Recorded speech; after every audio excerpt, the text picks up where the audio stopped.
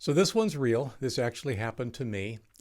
This is a situation where, well, as you'll hear, I had a bunch of old movies and that have been sitting around here quite literally for 50 years. And I hadn't seen some of them in many, many years, so I decided to get them digitized. Getting them to the service worked fine. It was getting them back from the service where things got into a little bit of a hiccup. This is why I back up. Here's another example of why going digital enables a level of backup safety that single originals simply can't achieve. I'm Leo Notenboom, and this is AskLeo.com. This is why I go digital at every opportunity. For years, I've had a collection of 8mm and Super 8 movies stored in my basement. As technology has progressed and the projector deteriorated, I realized that the only way I would ever see them would be to get them converted to a digital format. That involved shipping them across the country. If that makes you nervous, it absolutely should. It did me. Movie transfers. Cinepost. Because this was so important, I researched the most promising services for digital movie transfers. I settled on Cinepost. I'm glad I did. Not only are the transfers of high quality, but they did a great job keeping me posted, responding to my requests, and just being there for me. That last item, and one more thing, are important for reasons that will become apparent below. To be extra clear, I would happily use Cinepost again and highly recommend them to anyone considering something similar. 3 waves. I ended up sending a selection of my movies in 3 waves, though it was originally intended to be only 2. First, I sent in 3 movies, 2 older 8mm films of me as a small child and 1 Super 8, to test the process. You can see the results of the 8mm transfer on my personal blog post, Little Leo. These were the most important films to me to preserve in some fashion. While it was a little risky to send these in as part of a trial run, the results exceeded my expectations. The original films were returned along with the digital copies on a USB hard drive. Once I saw the results, I went all in, boxing up the remaining 26 reels, 2,000 feet, of Super 8 film and sending it off for conversion. This time, the hard disk was returned separately, so I could review the results before the originals made their way back to me, in case anything needed to be redone. The results were once again perfect. Of course, as I was reviewing the results of the larger batch of movies, I discovered I'd overlooked 4 more. I sent those in and told the folks at Cinepost they could just send everything back once these final 4 had been converted. That's when things got interesting. Return shipment fail. While traveling, I received an email notification from the shipping company that the package, which required a signature, had been delivered to my home. My wife hadn't signed for anything and knew nothing about it.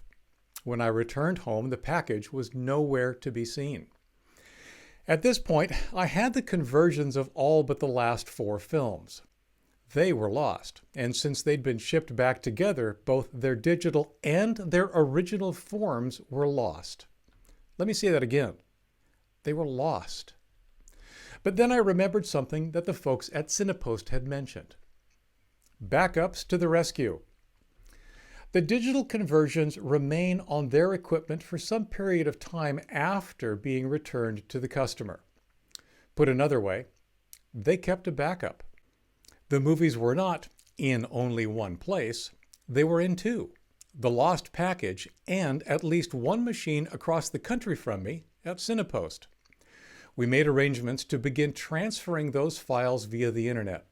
They were large, so they took some time to upload, but they existed. The movies were films that I didn't even realize existed. They were films of me and our first dog, a Newfoundland named Elsie, taken not long after my wife and I were married. As you can imagine, they were incredibly touching for me to see. More backups. Now that the digital copies were once again in my control, they fell into my own backup strategy. In short, that means copies on at least 2 machines here at home, actually 3 copies on 3 drives across 2 machines, copies uploaded off-site in the form of cloud storage. I happen to use Amazon S3 for my cloud backups since it's part of the Ask Leo infrastructure. All of that happened automatically, of course, within a few days of the digital copies arriving here. Even if I never got my originals back, I had the digital copies, and they were backed up. This is why I love digital and backing up. That's worth repeating. Even if the originals are lost forever, I have the digital copies. I can and do back them up to my heart's content. To be completely honest, I'm not sure if the originals will ever see the light of day again. There's no need. But this is why I love digital information and digital conversion, or copying if you like, of analog and pre-digital media. It opens so many possibilities. Not only can I share what I have, as in my post, but I can back it up. I'm no longer reliant on one and only one copy of the movies in a format that has a finite lifespan and can be difficult to access. What do you have lying around?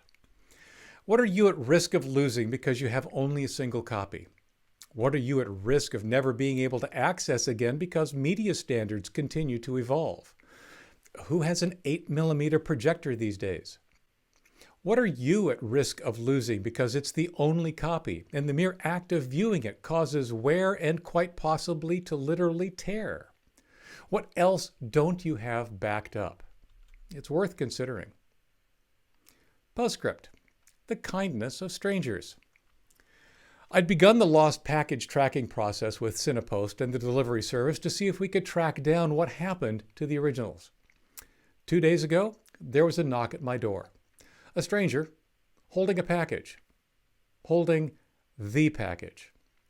The package had inexplicably been delivered to an address 3 miles away. Coincidentally, that person had also been out of town, and his neighbor had taken delivery and signed for the package without looking at it too closely. Once the package had been opened, of course, it was clear that it had been misdelivered. He took the time to deliver it to the correct address. The address that, for whatever reason, the delivery servants hadn't. Sadly, being so surprised, I didn't think to get his name, but I'm very, very grateful. For links related to this article or to leave a comment, visit askleo.com/40968. I'm Leo Notenboom, and this is AskLeo.com. And thanks again for watching.